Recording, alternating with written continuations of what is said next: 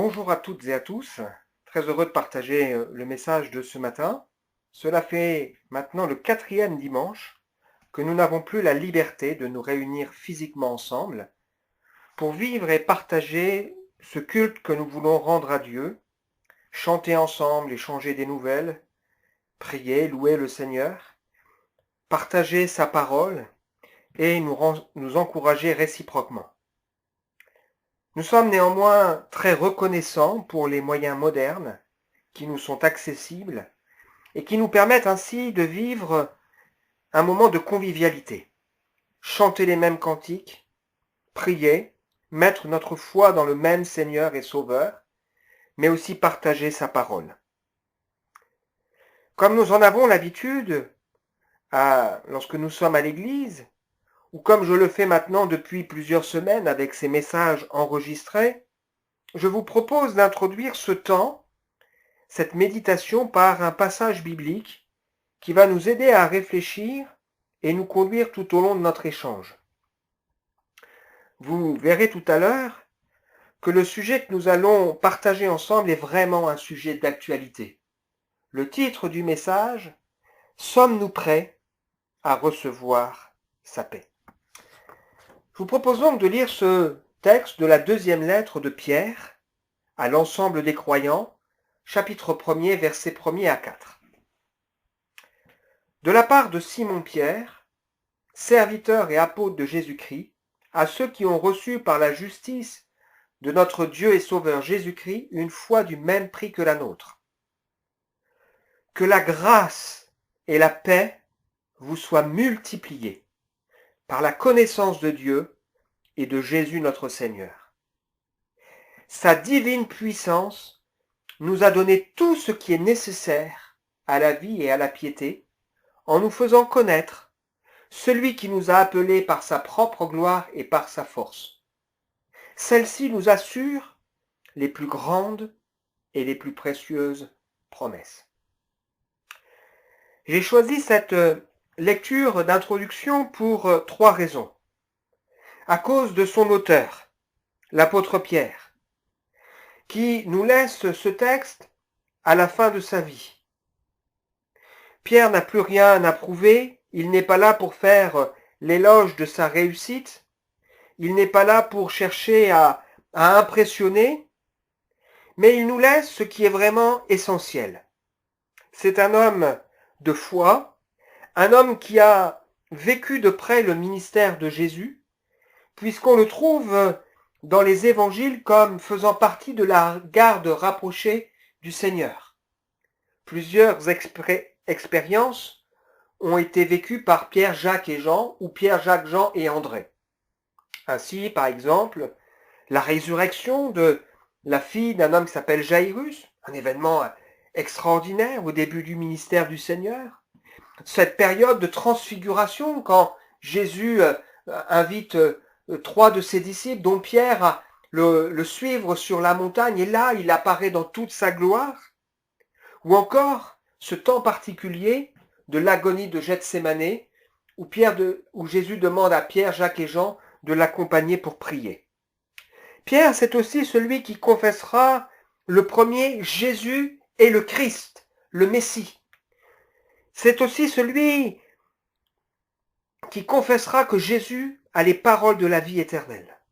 Un homme plein de fougue qui, lorsqu'il verra Jésus venir vers ses disciples marchant sur l'eau, demandera au Seigneur de lui permettre de le rejoindre aussitôt.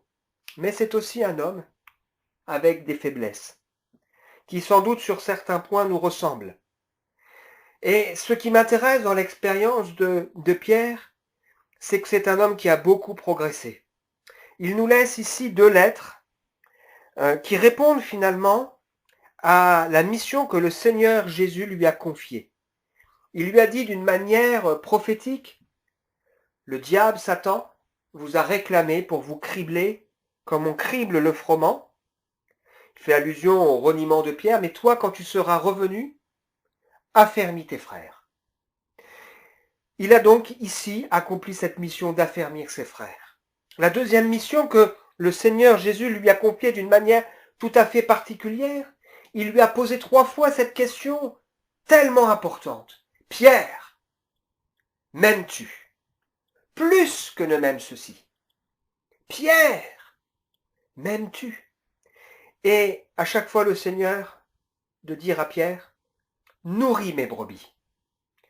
Et donc Pierre va, à travers ces deux lettres, à la fois affermir la foi de jeunes disciples, mais aussi faire cette deuxième mission que le Seigneur lui a laissé nourrir notre foi en nous donnant des choses importantes. La deuxième raison qui fait que j'ai choisi ce passage, c'est que le contexte dans lequel Pierre nous a laissé ces deux lettres, et en particulier cette deuxième lettre, ressemble quand même un peu à notre actualité. La première lettre que Pierre a laissée parle essentiellement des épreuves extérieures auxquelles les croyants seront soumis. Le premier siècle a été marqué par la persécution. Et puis, cette deuxième lettre fait plutôt allusion à des épreuves qu'on peut vivre plutôt de l'intérieur.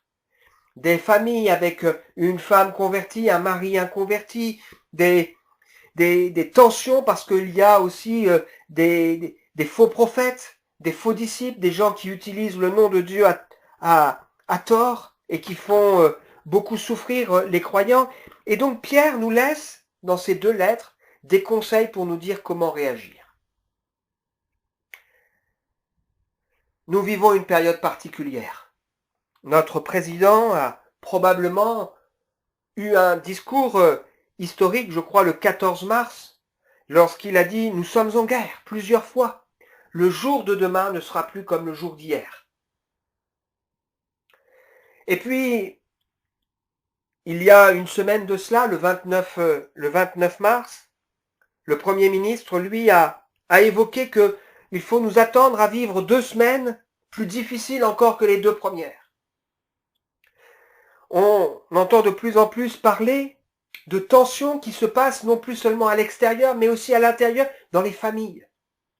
On sait que lorsque les Chinois ont commencé à sortir du confinement, il y a eu une recrudescence des divorces. On s'attendait à ce qu'il y ait une recrudescence des bébés, et c'est plutôt les divorces. Et on apprend aujourd'hui qu'il y a une recrudescence des violences conjugales, des difficultés qui se passent aussi à l'intérieur. Des psychologues comme Viviane Coves disaient que le confinement joue le rôle d'accélérateur de particules. Quand tout va bien dans une vie, quand tout va bien dans un foyer, eh bien le confinement va conforter ce bonheur. Mais quand il y a des tensions, quand il y a un mal-être, quand il y a des personnes qui sont fragiles sur le plan psychologique, émotionnel, eh bien ça va encore accentuer les choses. J'aimerais nous inviter à réfléchir. Comment vivons-nous ces moments? On a sans doute hâte d'en sortir. La troisième raison qui m'a fait choisir ce texte, c'est le contenu de ce passage. Pierre évoque que nous avons reçu une foi aussi précieuse, de la même valeur que celle des premiers apôtres. Peut-être qu'il vous est déjà arrivé de vous dire « J'aurais tellement aimé vivre à l'époque des premiers disciples ». Le Seigneur ici nous dit à travers sa parole, à travers la bouche de Pierre, à travers ma bouche, nous avons reçu une foi qui a la même valeur que celle des premiers chrétiens. Il évoque aussi ici que nous avons besoin de sa grâce et que sa paix soit multipliée. Et elle le sera par la connaissance de Dieu et du Seigneur Jésus-Christ. Si nous écoutons ce message, c'est probablement parce que nous avons soif de mieux connaître Dieu, de mieux connaître le Saint-Esprit, de mieux connaître notre Seigneur Jésus-Christ. Et puis enfin, ce texte nous dit aussi que nous avons déjà tout reçu, ce qui est nécessaire à la vie, des grandes et des précieuses promesses. Et ce matin, nous allons en particulier nous attarder sur une promesse extraordinaire, un seul verset, tellement riche et tellement d'actualité. Sommes-nous prêts à recevoir la paix, sa paix? Je vous propose donc de poursuivre l'étude que nous avons commencée depuis maintenant quelques mois autour du dernier repas que le Seigneur Jésus a partagé avec ses disciples juste avant Pâques. Et nous savons que dans quelques jours, nous allons vivre une Pâques un peu particulière. Nous sommes au chapitre 14, au verset 27. Nous lisons donc ce verset, « Je vous laisse la paix, je vous donne ma paix. Je ne vous la donne pas comme le monde donne, que votre cœur ne se trouble pas et ne se laisse pas effrayer. » On peut relire ce texte puisqu'il n'y a qu'un verset, « Je vous laisse la paix, je vous donne ma paix. Je ne vous la donne pas comme le monde donne, que votre cœur ne se trouble pas et ne se laisse pas effrayer. » À travers ce texte, cette promesse du Seigneur, nous allons tirer 4 leçons importantes pour nous. Je voudrais juste faire quelques éléments de contexte rapides. Les disciples de Jésus sont complètement déstabilisés.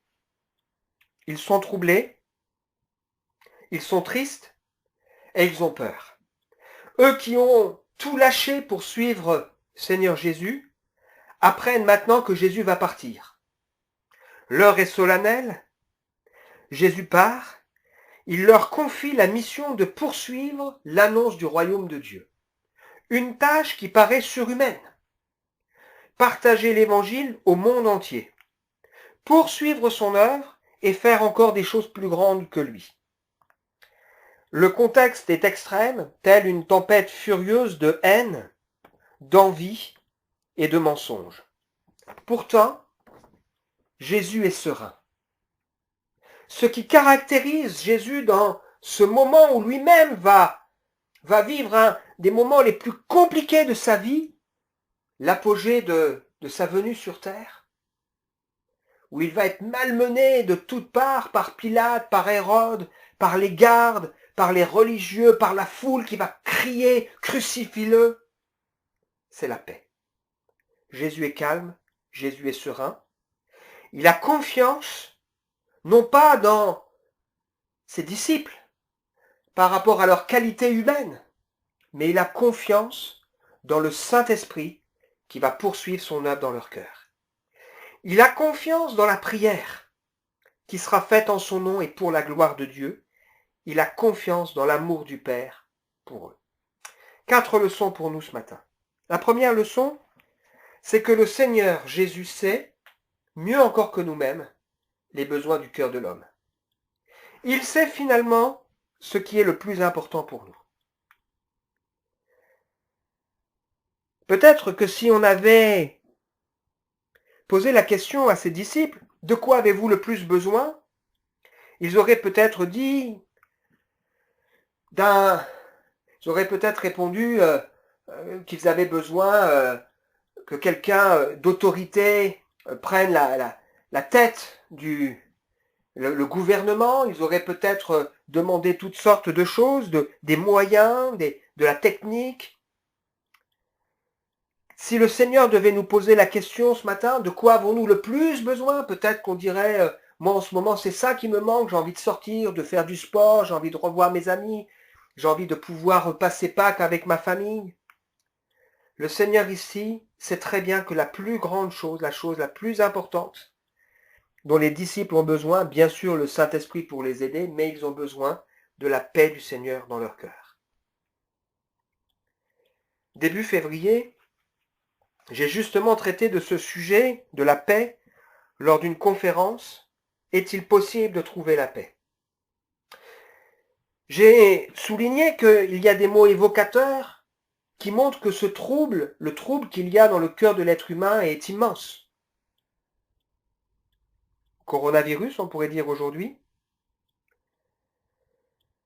Angoisse, dépression, burn-out, violence conjugale, chômage, plan social, chômage partiel, divorce, solitude, maladie, cancer, hospitalisation, troubles de santé, tremblements de terre, tornades, attentats. Apparemment, hier, samedi, il y a eu un attentat en France. Le besoin nous concerne. Qui n'a pas envie de pouvoir sortir enfin du confinement, de pouvoir retrouver le calme, la paix, peut-être même le sommeil. Et donc, lors de cette conférence, nous avons expliqué pourquoi la paix nous fait défaut si facilement. Elle nous fait défaut si facilement parce que nous sommes des êtres complexes, qui devons faire face à notre passé, à notre présent, à notre avenir, qui nous posons aussi des questions pour nous-mêmes et pour nos proches, pour ceux que nous aimons, et qui finalement sont confrontés sans cesse à leurs limites, à leurs erreurs, à des tas de choses qu'ils ne maîtrisent pas.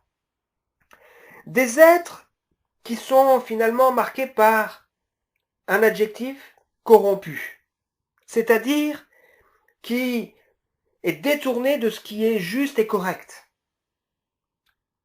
Nos cœurs sont marqués par nos erreurs, sont marqués par des souffrances, sont marqués par des craintes, par des peurs.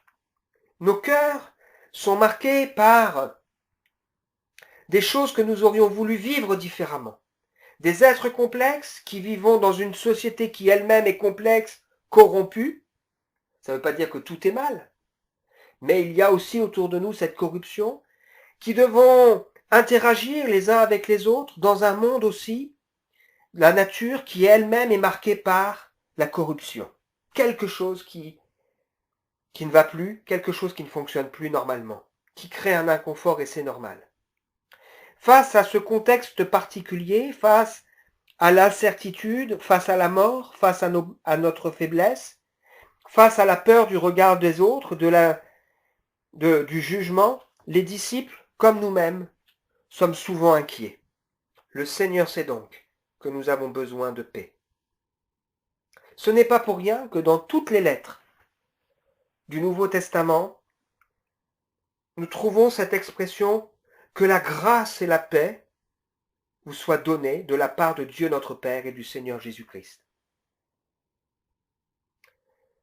La bonne nouvelle, c'est que Jésus qui connaît si bien nos cœurs et nos vies, notre contexte, veut nous accorder pas seulement la paix, mais sa paix. C'est le deuxième point. Jésus ne parle pas ici seulement de donner la paix, mais il parle de donner sa paix, ce qui change tout. Imaginez deux situations. Vous désirez apprendre à nager et vous avez le choix entre un groupe de spécialistes, des médecins, spécialistes du corps humain, des scientifiques, spécialistes de la physique, des lois de l'aérodynamique, de la glisse, du frottement, des spécialistes de l'eau qui peuvent vous décrire toutes ces caractéristiques, des spécialistes peut-être des vêtements qui vont pouvoir dire comment aborder le bon maillot, le bon bonnet de bain, etc., etc. Mais ces gens qui ont fait beaucoup d'études, qui disposent de tout le matériel très sophistiqué, qui ont des caméras, des capteurs, qui peuvent vous donner une analyse sur plein de choses, aucun d'eux ne sait nager. De l'autre côté, vous avez simplement quelqu'un qui, lui, sait nager depuis très longtemps, le fait avec aisance, voire même a gagné quelques compétitions. Qui aurez-vous envie de choisir pour vous apprendre à nager? Sans aucune hésitation, quelqu'un qui connaît de quoi il parle. Imaginez que vous décidiez d'apprendre la musique, vous avez d'un côté un groupe de spécialistes de la physique, savoir capable de vous expliquer comment ça marche, comment une corde vibre, comment une hanche vibre, comment on fait entrer en résonance du cuivre ou du bois, des spécialistes des lois de l'harmonie, du souffle, de la position des doigts, etc. Et de l'autre côté, vous avez un musicien, quelqu'un qui connaît de quoi il parle. Qui aurez-vous envie d'écouter et de suivre? Jésus promet de donner sa paix parce que c'est ce qui caractérise son ministère. Cette force tranquille malgré les épreuves, malgré les difficultés. Et en ça, la vie de Jésus est intéressante. Il n'a pas vécu une vie exempte de toute difficulté. Il a subi l'incompréhension. Il a subi le rejet, la trahison, la violence physique, verbale. Il a subi la médisance. Il a subi la calomnie. Il a subi des gens qui sont venus de manière fourbe pour le piéger. qui ont rapporté, déformé ses propos. Il a subi la haine, l'ingratitude, la solitude, les complots. Il a subi l'indifférence, le mépris, la souffrance physique. Il a connu la faim, la soif. Il a subi la souffrance émotionnelle de voir des gens qui souffrent. Il était ému, saisi dans ses entrailles devant cette femme veuve qui porte son fils en terre ou devant cette famille proche de lui, Marthe et Marie, qui sont en train d'enterrer leur frère Lazare. Il a subi la trahison. Et dans tous ces moments, ce qui caractérise Jésus, c'est la paix. La paix intérieure, la paix du cœur. Et quand il a dû affronter la croix, ce moment très difficile, il a pris du temps devant Dieu pour retrouver cette paix, cette force. La Bible nous dit d'ailleurs qu'un ange du Seigneur est venu pour l'encourager et le fortifier, et il a pu aller sereinement affronter ses adversaires. Jésus promet de nous donner sa paix. Cette paix qui dépasse les circonstances, l'hostilité, les difficultés, la méchanceté, qui dépasse la faiblesse humaine. Troisième remarque, la paix de Jésus repose sur 4 piliers et la paix que Jésus veut nous donner repose sur ces mêmes piliers. Premièrement, la communion avec Dieu. Jésus est notre paix. Il est celui qui veut nous permettre de vivre la communion avec le Seigneur. Être réconcilié avec Dieu, avoir l'assurance que ça y est, Dieu est de notre côté. Le péché, nos cœurs méchants, mauvais, nous séparent de Dieu. Jésus-Christ est venu pour porter à notre place cette séparation, ces conséquences du mal en nous, pour nous permettre d'être réconciliés avec Dieu. La Bible nous dit que nous pouvons être justifiés par la foi dans l'œuvre de Jésus accomplie pour nous. Romains chapitre 5 verset 1. Étant donc justifiés par la foi, nous avons la paix avec Dieu, par notre Seigneur Jésus-Christ. Nous avons par la foi accès à cette grâce dans laquelle nous demeurons fermes.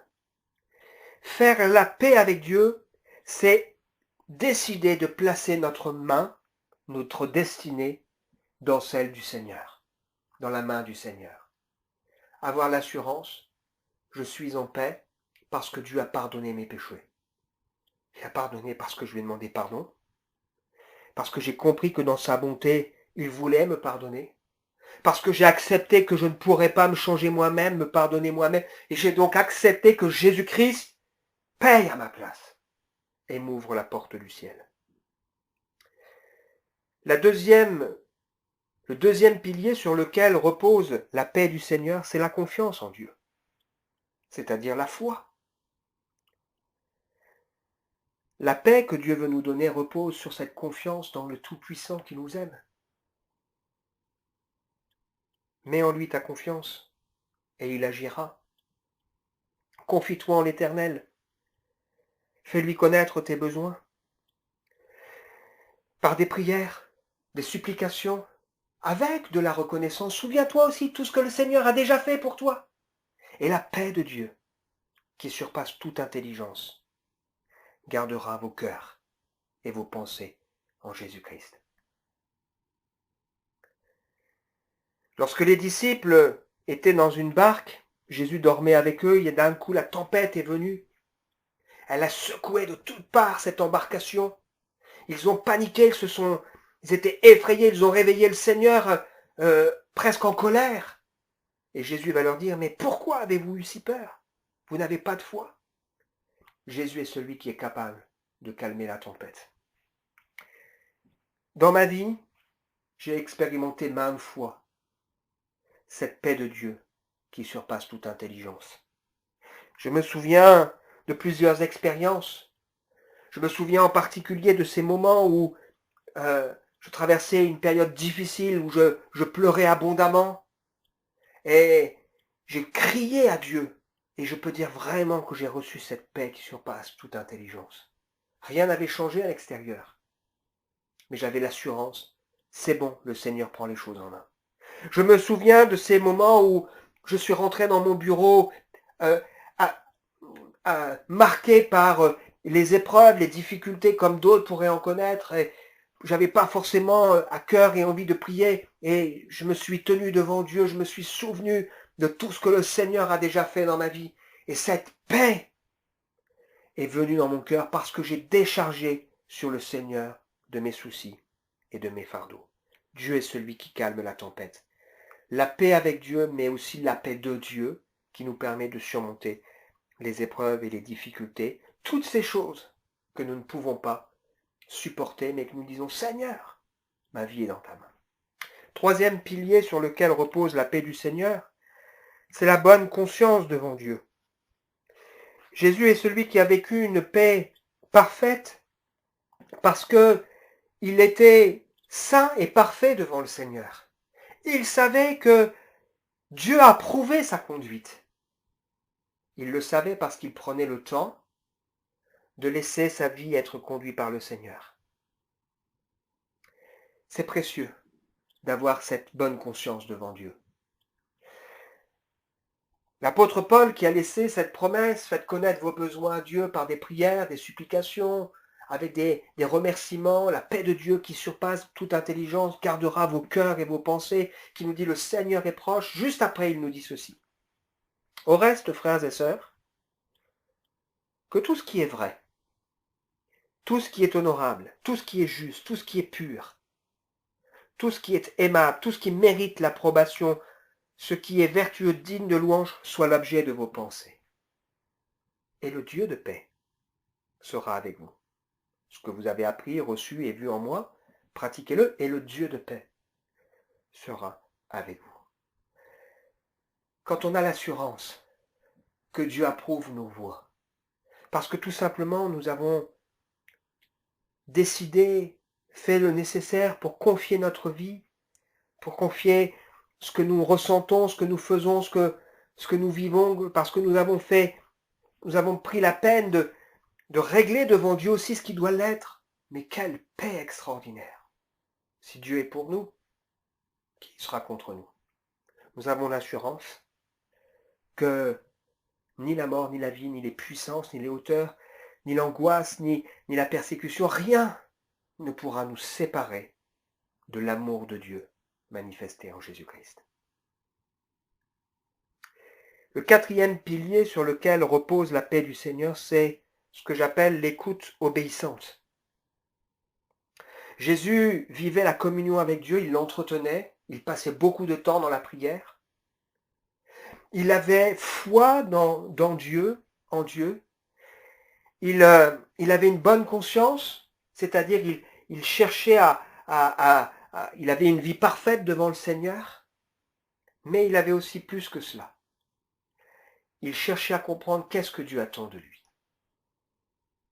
Le Seigneur ne veut pas seulement que nous puissions dire, ça y est, j'ai l'assurance. Jésus est mort pour mes péchés, je suis pardonné. Je sais où je vais. C'est important, c'est capital. Il ne veut pas seulement nous donner cette paix surnaturelle dans l'épreuve. Il ne veut pas seulement que nous ayons cette assurance, je sais que je vis correctement et Dieu est avec moi. Il veut conduire nos vies et faire de nous des enfants de paix. Des hommes et des femmes utiles entre ses mains qui vont accomplir ce que lui souhaite et qui pourraient être pour d'autres des artisans de paix. Nous rendre utiles et nous délivrer d'une vie qui n'aurait pas de sens. Jésus a dit à ses disciples, quand vous allez quelque part, dites que la paix de Dieu soit sur cet endroit. Et s'il se trouve dans cet endroit des artisans de paix, bien la paix viendra sur eux, sinon elle reviendra à vous. Nous sommes là, les uns et les autres, appelés à partager avec d'autres l'espérance extraordinaire que le Seigneur a mise dans nos cœurs. Bien sûr, nous ne pouvons partager que ce que nous avons reçu. Cette semaine, notre sœur Marie m'a envoyé cette interview de Samuel Peter Schmidt, pasteur à la Porte Ouverte de Mulhouse, qui fait beaucoup parler. Ils ont été bien secoués par tous ces événements accusés, par la médisance, les reproches. Et ce frère qui a lui-même été malade, avec 18 membres de sa famille touchés, affligé de voir aussi des frères et sœurs qui sont décédés, d'autres qui sont encore à l'hôpital, pouvait dire qu'il il a vécu à nouveau une expérience très forte avec le Seigneur. Et il se rend compte que finalement, une fois de plus, on ne peut parler pleinement que de ce que nous avons nous-mêmes vécu. Nous partageons l'espérance de la vie, de la foi, l'espérance de la vie éternelle, l'espérance de l'amour de Dieu, parce que nous-mêmes nous l'avons expérimenté. Nous partageons l'espérance de la paix de Dieu, parce que nous-mêmes nous l'avons expérimenté. Ma prière, c'est que la paix du Seigneur Jésus-Christ soit sur votre vie, soit sur votre cœur. Dernier point, la paix que Jésus propose n'est pas donnée comme le monde donne. Notre monde donne sur la base des efforts. Tu travailles, tu mérites, des mérites, de la compétition. Notre monde donne sur la base du donnant-donnant, du gagnant-gagnant. Et puis notre monde propose la paix. Vous avez des tas de gens qui vont vous proposer de vivre mieux. Mais ils le font comment? Ils le font sans Dieu. On nous vante une paix par l'absence de difficultés, ça c'est une utopie. Les difficultés font partie de la vie. On vous vante une paix par la force intérieure, mais nous continuerons de subir les choses qui sont autour de nous, de ne pas maîtriser ce qui nous entoure. Le monde ne connaît pas la paix que le Seigneur est prêt, lui, à nous donner. Ils cherchent la paix sans Dieu. Ils veulent le bonheur sans Dieu. Ils veulent un exaucement de prière sans Dieu. Ils veulent la réussite sans Dieu. Mais il n'y a pas de paradis sans Dieu. Il n'y a pas de sauveur sans Seigneur, c'est-à-dire sans quelqu'un qui prend les rênes de ma vie. Ce n'est pas possible. Nous-mêmes, en tant que chrétiens, nous pouvons par moments passer à côté de l'essentiel et oublier que ma vie va dépendre de ma relation, de mon intimité avec le Seigneur. Il n'y a pas de truc pour ça. C'est quelque chose qui se travaille. C'est quelque chose qui se vit. C'est quelque chose qui s'entretient. On veut un avenir sans penser à l'éternité. On veut une espérance sans régler le passé. On veut des certitudes sans dépendre d'un sauveur. On veut du changement sans changer notre position, sans nous convertir, c'est-à-dire décider de mettre Dieu à la première place dans sa vie. On veut tirer des leçons de nos erreurs sans réparer le mal que nous avons fait. L'évangile, c'est un message qui nous parle de mettre Dieu à la bonne place. C'est un message qui nous parle d'être courageux avec la grâce de Dieu, de réparer ce que nous devons réparer. C'est un message qui nous permet d'avoir des certitudes et de l'assurance pour l'éternité. J'apprends dans ma vie à découvrir la paix que seul Jésus peut donner. La paix avec Dieu que seul Jésus peut donner. La paix de Dieu que seul Jésus peut donner. L'assurance que Dieu est de mon côté que seul Jésus peut donner parce que je vais suivre son exemple. Et la paix de Dieu parce que j'ai cette écoute obéissante et je deviens un instrument de paix. Quelle joie lorsqu'on voit des gens confier leur vie au Seigneur. Quelle joie quand on voit des gens découvrir eux-mêmes, par eux-mêmes, cette expérience extraordinaire.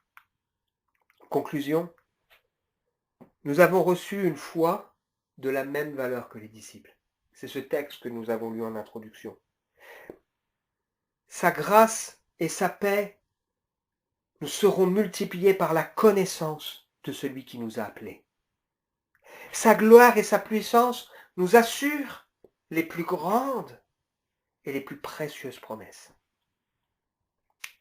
Si nous avions partagé ensemble le culte physiquement, après avoir chanté quelques chants, nous aurions eu un temps pour les enfants, lors duquel nous aurions continué notre découverte de ce qu'on appelle les héros de la foi, qu'on trouve dans la lettre aux Hébreux au chapitre 11, des hommes, des femmes qui illustrent ce principe de la vie, de la marche avec Dieu. Le juste vivra par la foi, mais s'il se retire, mon âme ne prend pas plaisir en lui. Et après avoir vu l'histoire d'Abel, d'Enoch, de Noé, d'Abraham, de Sarah, nous aurions lu ce passage en particulier qui souligne un point commun à tous ces hommes et ces femmes de foi. Je termine par cette lecture. Hébreux 11, c'est dans la foi qu'ils sont tous morts, sans avoir reçu les biens promis. Alors ça ne veut pas dire que Dieu n'a pas tenu ses promesses, mais ça veut dire qu'ils n'ont pas vu pleinement l'accomplissement sur terre de ce qui était promis, parce que la promesse, elle continue après eux. Abraham, Dieu dit, tu auras une descendance extraordinaire, elle n'a pas tout vu, mais cette descendance, elle existe. Et l'Église en fait partie. Et puis cette promesse, elles vont aussi pas seulement sur la vie présente, mais elles vont aussi pour l'éternité. Ils les ont vus et salués de loin, ils ont reconnu qu'ils étaient étrangers et voyageurs sur la terre. Ceux qui parlent ainsi montrent qu'ils cherchent une patrie. S'ils avaient eu la nostalgie de celle qu'ils avaient quittée, ils auraient eu le temps d'y retourner. Mais ils ne sont pas retournés en arrière. En réalité, ils désirent une meilleure patrie, c'est-à-dire la patrie céleste. C'est pourquoi Dieu n'a pas honte d'être appelé leur Dieu, car il leur a préparé une cité. Que le Seigneur vous bénisse, que le Seigneur vous donne sa paix, que nous puissions les uns et les autres saisir pleinement la paix que le Seigneur nous donne. Je vous invite à prier ensemble. Je te remercie, Seigneur, parce que tu as voulu nous faire le cadeau d'une foi du même prix que les premiers chrétiens, les disciples. Par ta grâce, Seigneur, et par ta gloire, tu nous assures de grandes et de précieuses promesses, tout ce qui nous est nécessaire pour pouvoir vivre sur cette terre. Parmi ces promesses, tu nous promets, Seigneur, cette grâce et cette paix multipliées par la connaissance du Seigneur Jésus. Je crois que Jésus-Christ est celui qui seul peut donner la paix. Sa paix. Et je veux faire mienne cette prière, comme je veux prier pour chacun de ceux qui vont écouter ce message, que nos cœurs ne se troublent point, ne s'alarment point. Gardons les yeux fixés sur lui. Il est fidèle et il est bon. Que le Seigneur nous bénisse. Amen.